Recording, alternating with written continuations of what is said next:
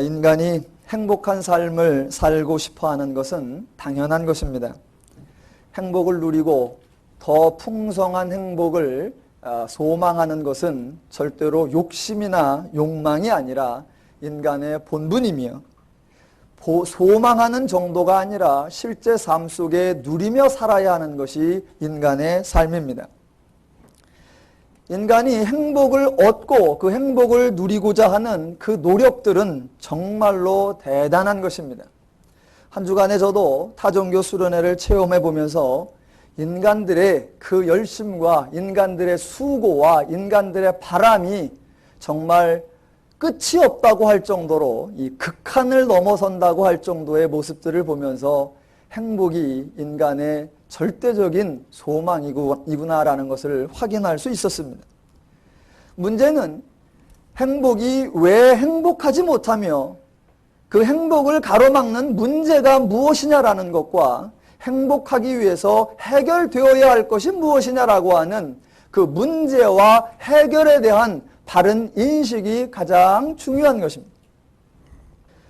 행복하지 못한 상황들에 대한, 자신들의 삶에 대한 여러 가지 해법들이 나옵니다. 행복하지 못한 이유를 이렇게 생각하는 사람도 있습니다. 사람이 문제다라는 생각입니다. 이미 태어날 때의 사람마다 천성이 있고 기질을 가지고 태어나고 각자마다 타고난 재질이 있어 그 모양대로 살아간다라는 것입니다. 또 저도 자라면서 그런 얘기도 많이 들었습니다. 사람마다 다 제 그릇이 있다라고요. 예전에 또 많이 듣기로는 사람은 날 때부터 왕대가 있고 쫄대가 있다. 그래서 날 때부터 이미 차이가 난다. 그런 말들을 많이 들었던 적이 있습니다. 그래서 이미 그 사람의 사람됨이 정해져 있다라는 인식이 있습니다. 또 다른 문제인식은 운명이 문제라고 하는 생각입니다. 사주팔자를 보는 것과 모든 원인을 업보로 돌리는 것이 바로 그와 같은 생각들입니다. 인도에 가면 힌두교라고 하는 종교가 있습니다. 그 힌두교에는 이미 인간의 삶이 완벽하게 정해져 있기 때문에 바꿀 수 없다라고 말합니다. 카스트 제도라고 하는 4개의 그룹으로 나누어진 신분 제도가 아주 철저하게 자리 잡고 있습니다. 그런데 그 신분적 격차와 그 신분적 차이 때문에 개혁이 일어나느냐? 일어나지 않습니다. 혁명도 일어나지 않습니다. 갈등이나 다툼도 일어나지 않습니다. 왜 그러냐 하면 원래 그렇게 정해져 있는 것으로 배우기 때문에 그렇게 수용하면 됩니다.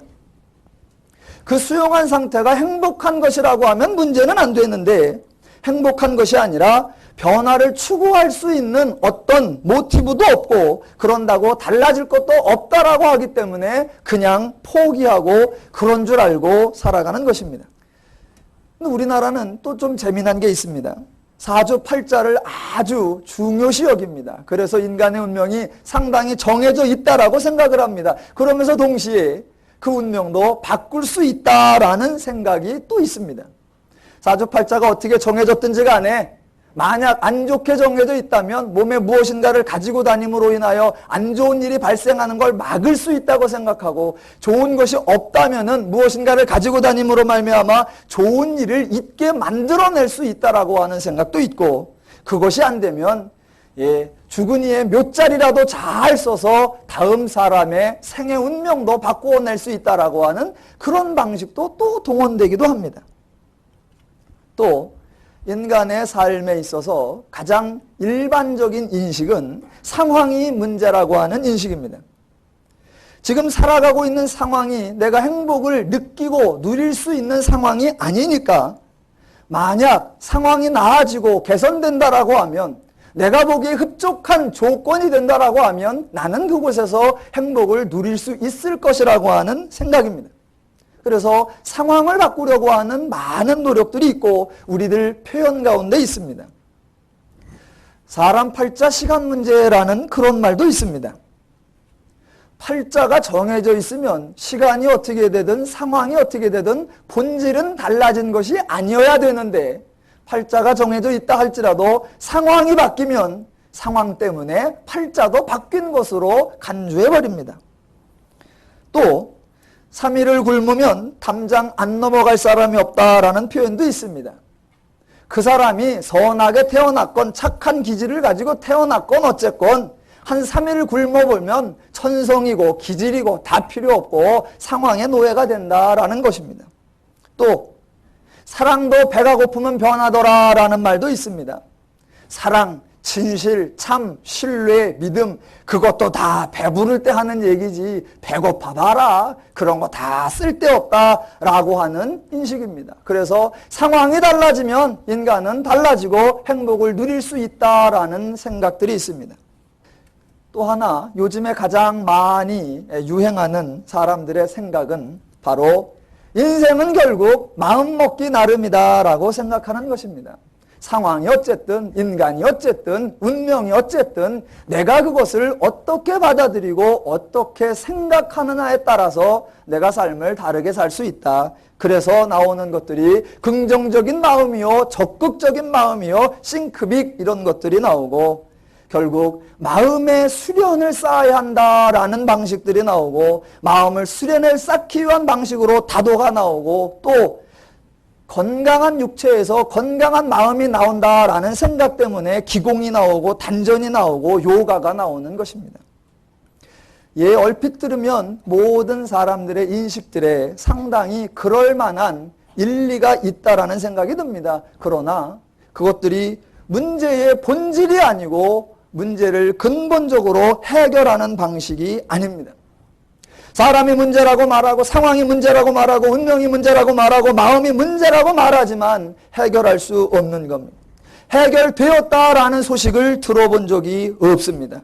여전히 불안해하고 여전히 두려워하고 여전히 대안을 세워야 하고 여전히 걱정하는 모습은 언제나 똑같습니다. 문제를 그렇게 보기 때문에 사람들이 문제를 극복하고자 행하는 노력들도 그 문제에 해당하는 방식들이 동원됩니다. 대부분의 사람들은 노력하게 행복해지기 위해서 노력을 합니다. 문제를 어떻게 보느냐라고 하는 방식이 다른 것 같지만 그것을 해결하는 방식은 언제나 같습니다. 그 해결은 노력입니다. 그 해결은 열심입니다.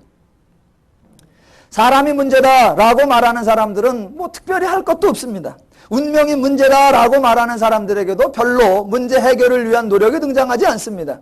그냥 원래 그런 거다라고 이해해버리면 되기 때문입니다.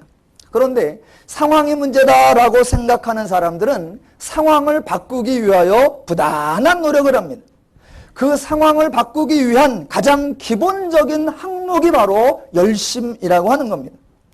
물론 다양한 표현이 나오지만 결국은 열심입니다.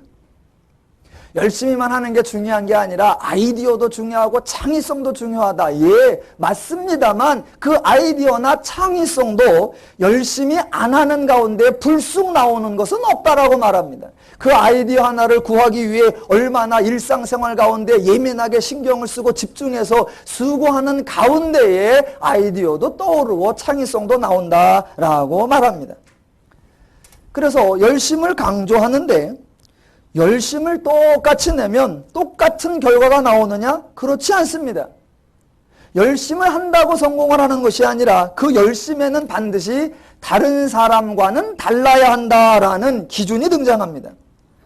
어떤 사람이 6시부터 새벽 6시부터 저녁 11시까지 일한다라고 하면 성공하는 사람은 새벽 5시부터 저녁 12시까지 일해야 한다라고 남들보단 다른 것들이 요구됩니다.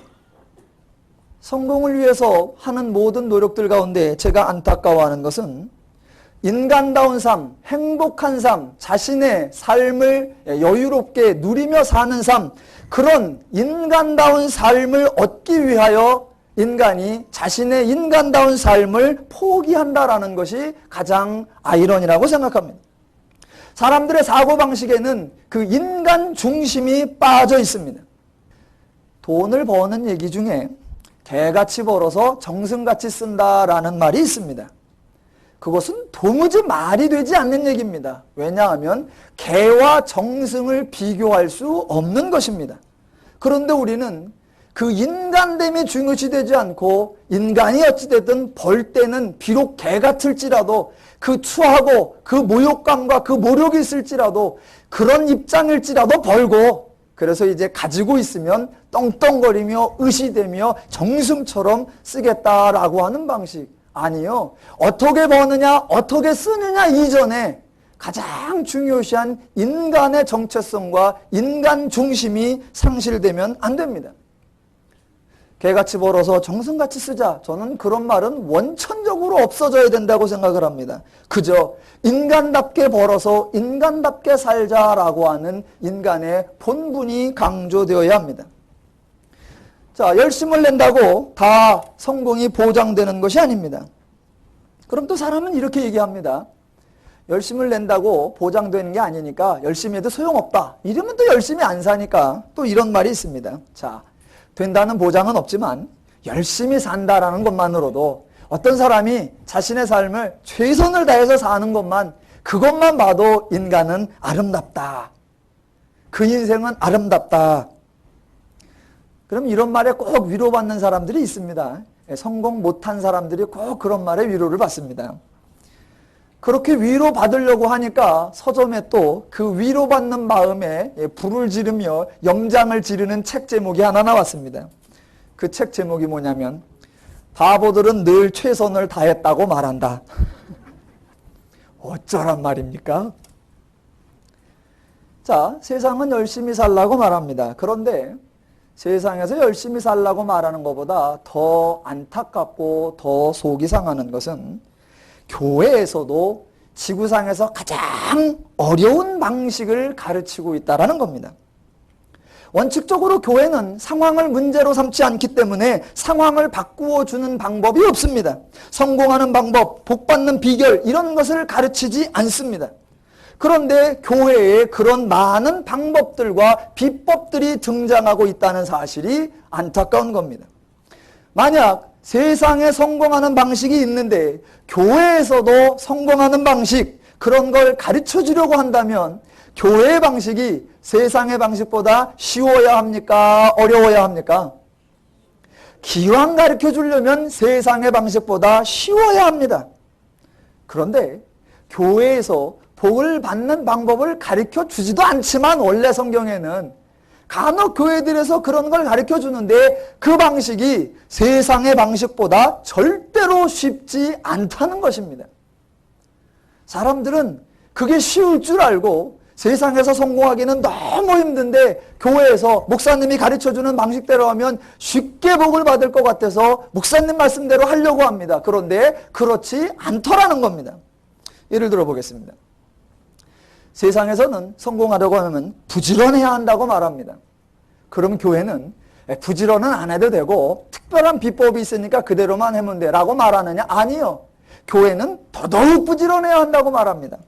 어떤 사람이 세상에서 5시에 나가서 새벽 5시에 나가서 일합니다. 야, 남들 6시에 나가는데 그 사람은 5시에 나가서 일하니 남들보다 1시간을 더 많이 일하니 얼마나 성공하겠느냐? 역시 열심을 내야 성공한다. 그러면 교회는 뭐라고 하느냐? 똑같은데 한술 더 뜹니다. 교회는 열심을 안 내도 된다가 아니라 교회는 당연히 5시에 나가서 일해야지. 그런데 그것만 가지고는 부족해. 4시에 새벽 기도를 나와서 기도하고 나가라고 합니다. 저녁으로 가볼까요? 어떤 사람은 밤 12시까지 일하고 들어옵니다. 그럼 남들 11시에 들어갈 때 12시까지 일해야지. 그래야 1시간이라도 일을 더 해야 성공하지. 교회는 그럼 일찍 들어가도 특별한 비법이 있느냐? 아니요. 교회도 그럼 12시까지 일해야지. 그러나 그것으로 다 하냐? 아니요. 12시까지 하고 12시부터 1시까지 진행되는 절야기도에 참석해야지. 훨씬 더 힘듭니다. 훨씬 더 힘들다고 하는 것은 그건 교회 방식이 아니라고 하는 거고 그건 기독교의 방식이 아니라고 하는 거고 그건 하나님의 방식이 아니라고 하는 겁니다. 그런데 그게 교회에서 통용되고 있다는 것이 속이 상한 겁니다. 부자가 되는 방법도 마찬가지입니다. 세상에선 부자가 되는 방법, 쉽습니다. 어떻게 하면 쉬워요? 돈을 아끼면 됩니다. 돈을 아끼면 돼요. 그러면 교회에서는 부자가 되는 방법을 알려줍니다. 어떻게? 돈을 아끼는 거 당연합니다. 돈을 아끼는데 그래서 아껴서 모아놓은 그 돈을 또 하나님께 다 내라고 합니다. 세상 방식하고 교회에서 가르쳐주는 방식하고 어디가 더 확실하냐? 세상 방식이 훨씬 낫습니다.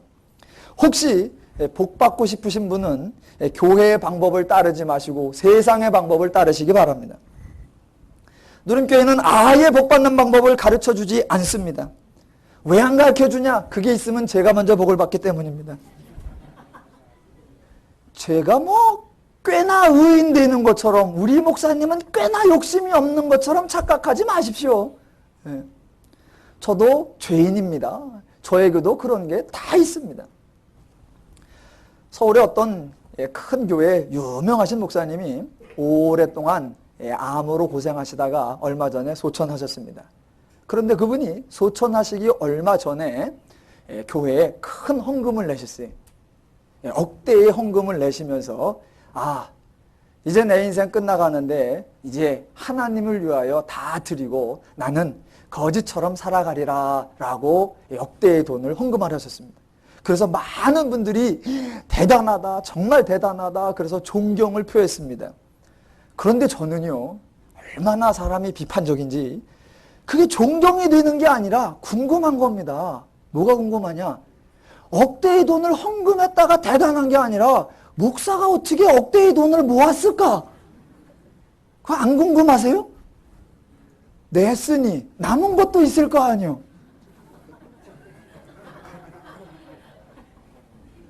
얼마를 냈느냐가 놀라운 게 아니라 목사가 그걸 어떻게 모았을까?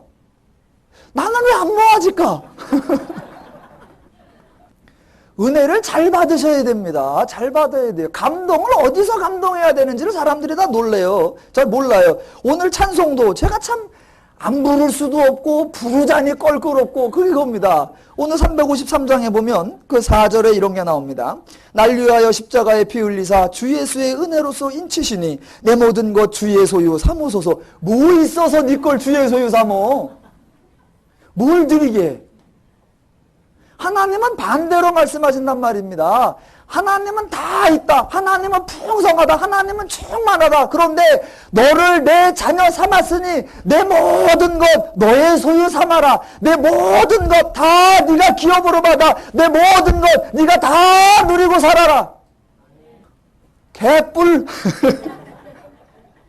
개뿔은 귀한 거니까 받으시겠네. 내 모든 것 주의 소유 삼으소서. 난 이 찬송을 못 불러. 왜? 내 소유도 없는데 뭘 그분을 삼어.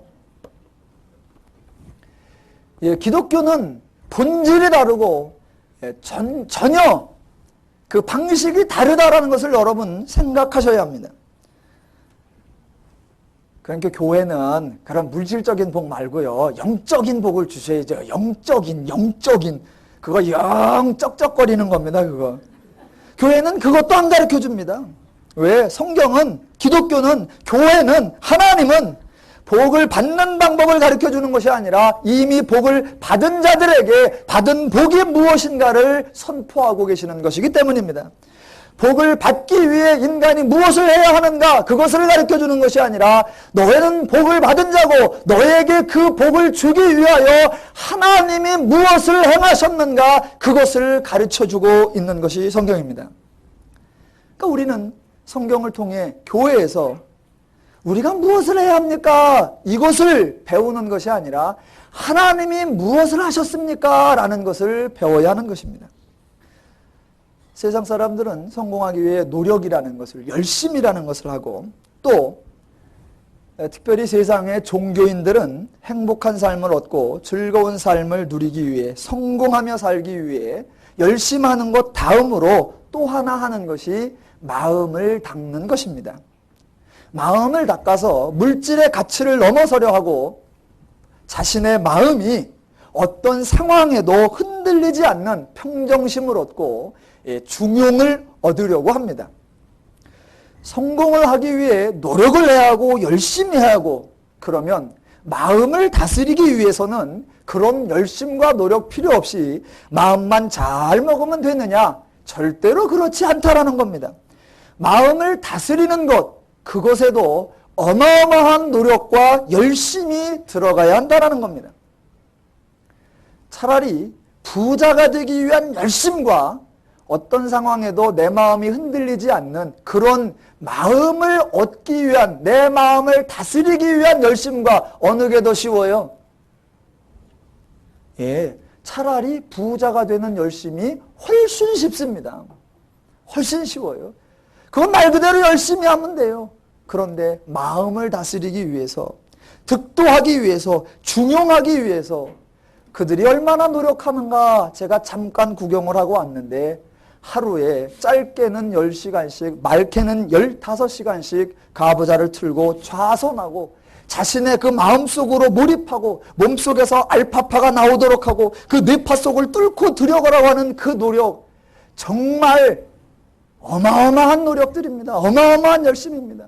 편안해서는 그런 마음이 얻어질 수 없다라고 생각하기 때문에 눕지를 않습니다. 10년째 누워본 적이 없다라고 말하고, 평안해서는 그런 것을 얻을 수 없다라고 생각하기 때문에 먹지도 않고, 언제 먹고 놀고 하면서 얻을 수 있냐고 그래서 자지도 않고, 행복을 얻기 위한 노력이 너무나 불행한 모습을 보면서 와, 이건 아닌데, 이건 아닌데.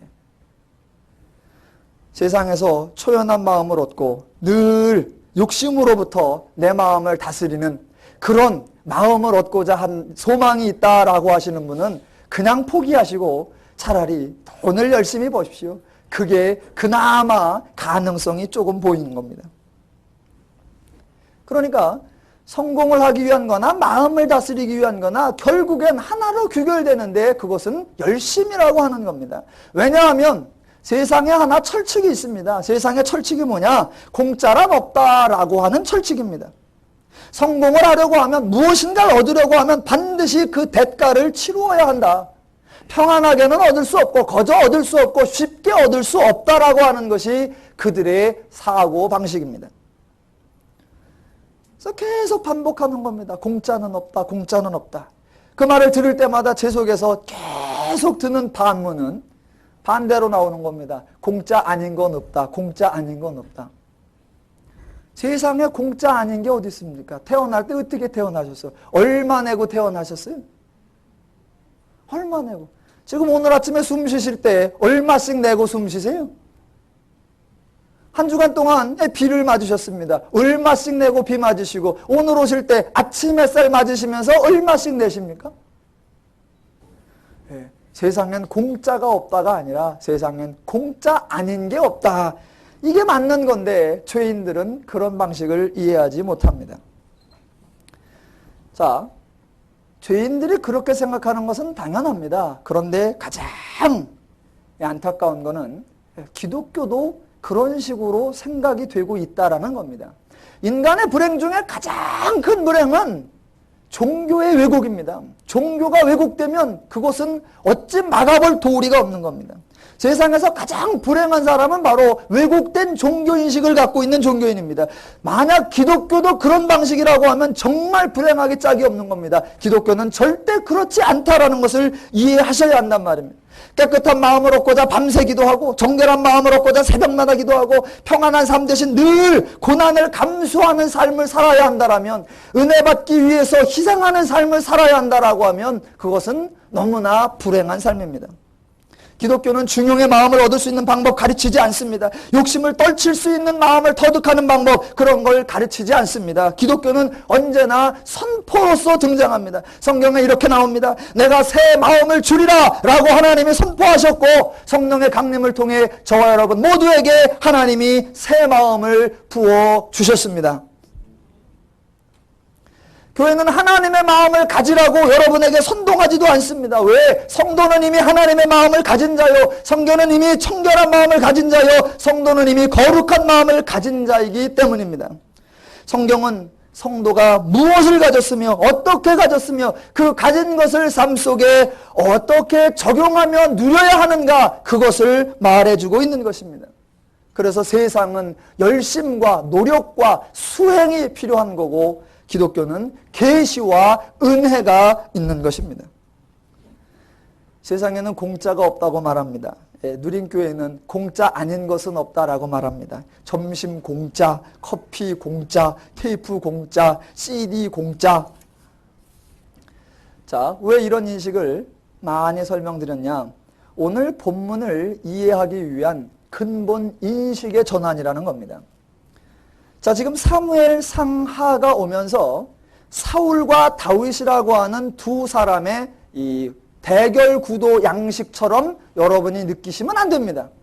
사울이 있고 사울의 가문이 있다. 다윗이 있고 다윗의 가문이 있다. 두 가문이 있는데 어느 가문이 성공하고 흥왕하며 어느 가문이 멸문하고 패망하는가? 이 세상의 경쟁 구도 속에 살 때에 어떻게 하는 것이 성공하며 사는 방식인가? 그 성공하는 방식을 보여준다. 그런 것이 아니라는 말입니다. 교회가 그동안 성경적 인식이 아니라 왜곡되게 가르치니까 교회가 왜곡된 그 가르침에 대한 부메랑을 맞습니다. 어느 분이 저에게 이런 질문을 합니다.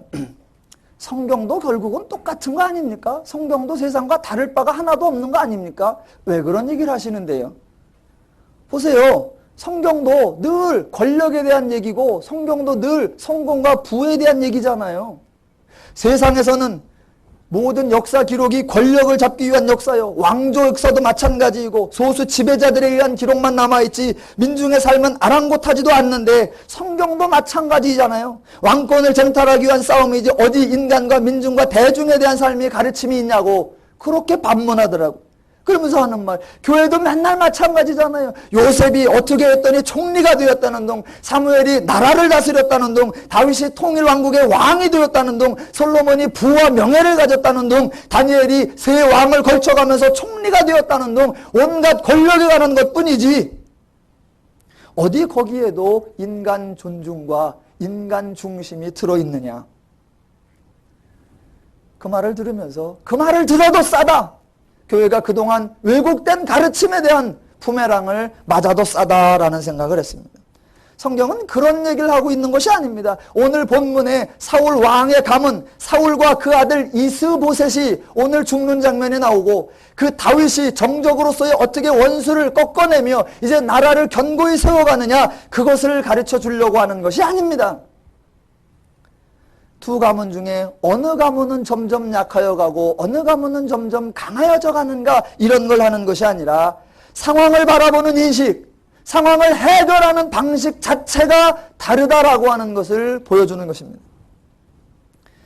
지금 성경은 사울과 다윗을 경쟁 구도 속으로 보는 것이 아니라 사울로 대표되는 죄의 사고방식과 다윗으로 대표되는 하나님적 사고방식의 두 사고방식의 두 인식 방식의 극명한 대조를 보여주는 것입니다. 사울은 죄의 생각을 대변하는 것이요 다윗은 하나님의 생각을 대변하는 겁니다. 자, 똑같은 상황을 사울과 다윗이 살고 있는데 사울은 어떻게 생각하느냐? 죄로서 생각합니다. 사울은 지금 자신의 문제는 다윗이라고 생각하는 겁니다.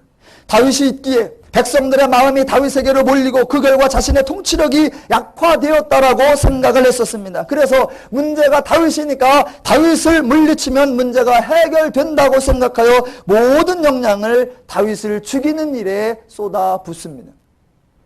문제에 대한 인식이 다르니까 해결하고자 하는 방식이 다릅니다. 이건 사울뿐이냐? 아니요.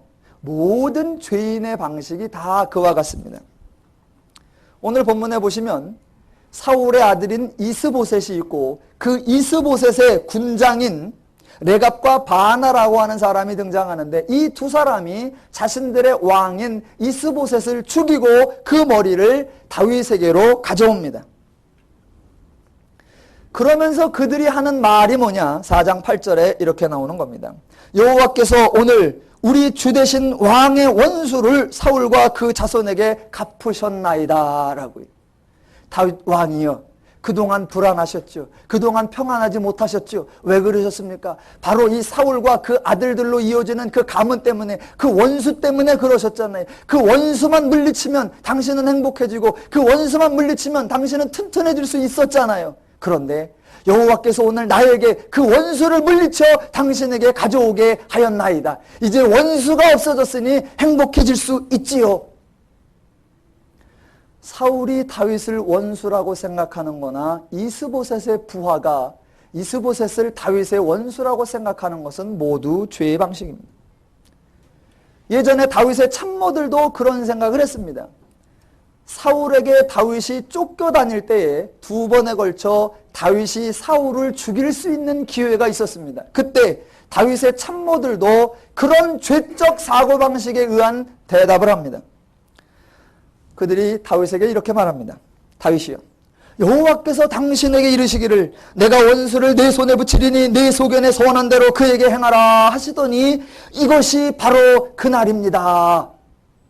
하나님이 사울을 당신의 원수로 여기셔서 오늘 그를 없애버리라고 합니다. 그러면 당신은 이제 평안해질 겁니다. 문제는 원수니까 원수를 없애야 됩니다. 아니요. 그게 죄의 방식입니다.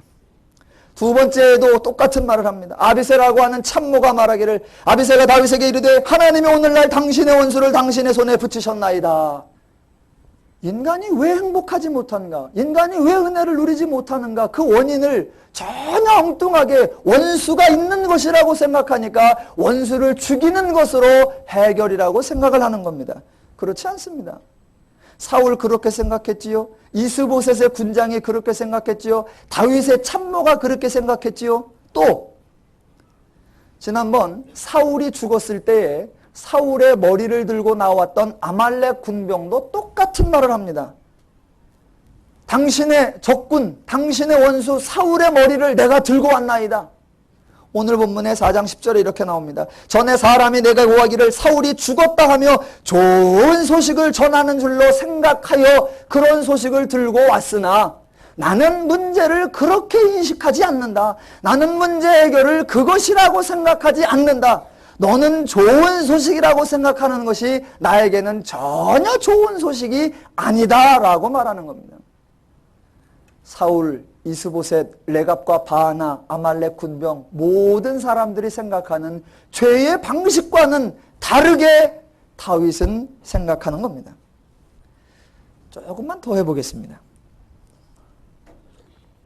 여러분, 세상에서 좋은 말과 교회에서 성경이 선포하는 말은 본질적으로 근본이 다릅니다. 그런데 그 다른 점이 부각되지 않고 그저 좋은 말이라는 것으로 비슷하게 들려지면 안 됩니다.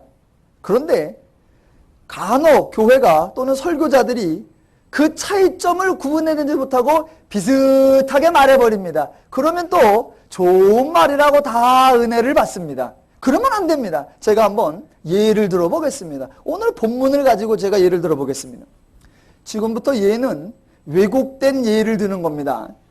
지금부터 제가 말씀드리는 거에 아멘을 하시거나 고개를 끄덕이시거나 은혜를 받으시고 감동을 받으시면 안 됩니다.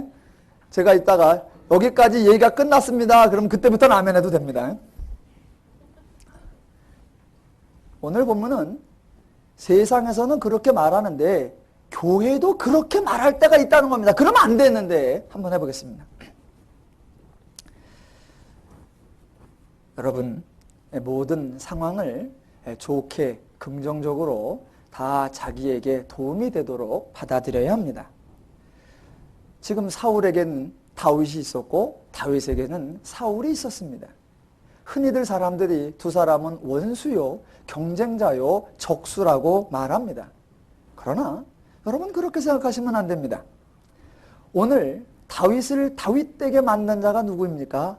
그것은 사울입니다. 왜 다윗이 다윗 될 수 있었느냐? 사울이라고 하는 경쟁자가 있었기 때문에 다윗 될 수 있었던 것입니다.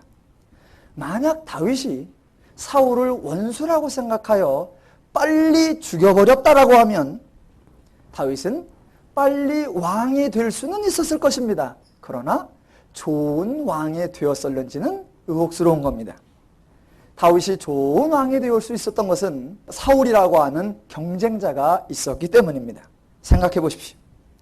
사울이 있어서 늘 쫓아오니까 다윗은 도망 다녀야 하고 늘 죽음의 직면에 있습니다. 죽음의 직면에 있는 그 사람은 어떻게든 살아야 하기 때문에 모든 사람에게 좋은 관계를 맺고 처세술이 발달하게 됩니다. 사울은 원수이지만 다윗은 그 원수인 아들, 그 요나단의 충성스러운 마음을 받아낼 수 있었던 것도 처세술에 능했기 때문입니다. 또 사울은 당시 여당이요 집권자였고 다윗은 야당이요 제야이니까 힘이 없는 사람은 살아날 방법이 하나입니다. 뭐였겠습니까? 민심을 얻는 것입니다. 그래서 사람들에게 선정을 베풀고 사람들에게 호감을 얻고 사람들의 인정을 받아야만 살 수 있기에 그는 그 주변에 모여들었던 억울한 자, 환난 맞는 자, 압박당하는 자들을 위로하며 그들의 마음을 사려고 애썼던 것입니다.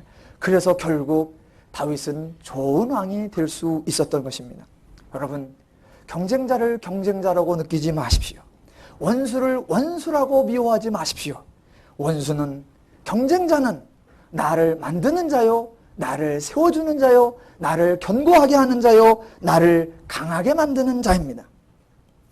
상대하는 사람을 원수로 보지 말고 나를 만들어주는 좋은 동역자라는 생각을 가지십시오. 지금 사울과 다윗은 원수 관계가 아니라 아름다운 동역의 관계입니다. 예화 끝. 말이 된다 안 된다? 기가 막히게 말이 된단 말입니다. 기가 막히게 말이 돼요. 성경은 지금 그런 얘기를 하는 얘기가 절대로 아닙니다. 그런 얘기를 하는 게 아니에요.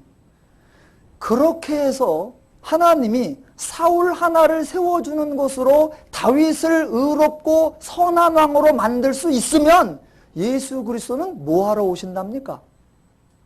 오늘 저와 여러분 속에 좋은 라이벌 하나, 좋은 동역자 하나를 세우는 것으로 여러분의 마음을 다스리며 여러분의 삶을 경건하게 만들 수 있다라고 하면 예수는 뭐하러 오고 십자가는 뭐하러 지고 성령은 뭐하러 집어넣고,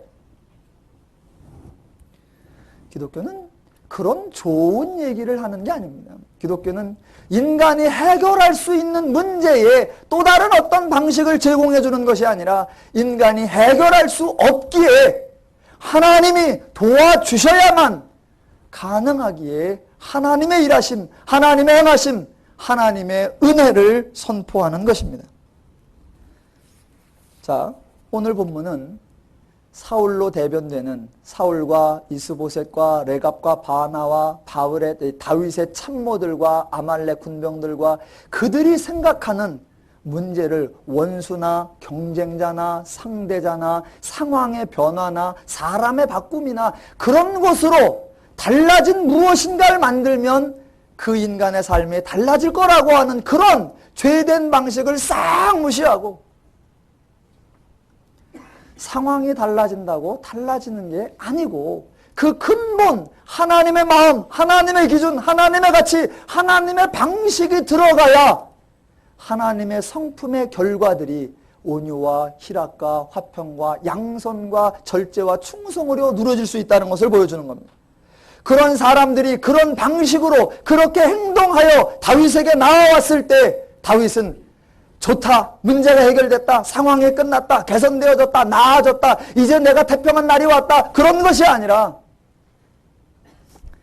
사울이 없어진다고 내 원수가 없어지느냐? 아니요. 사울이 없어지니까 이스보셋이 원수가 되고 이스보셋이 없어지니까 이제 원수가 없어지나요? 아니요. 나중엔 누가 원수가 돼요? 그 자식들이 다 원수가 되어서 아들한테 쿠데타를 당하고 아들한테 반란을 당하고 아들한테 쫓겨나고, 아, 원수도 죽여야 되니까 사울도 죽이고 이스보셋도 죽이고 아들도 씨를 말려야 되는구나, 이런 것이 전혀 아니라는 겁니다.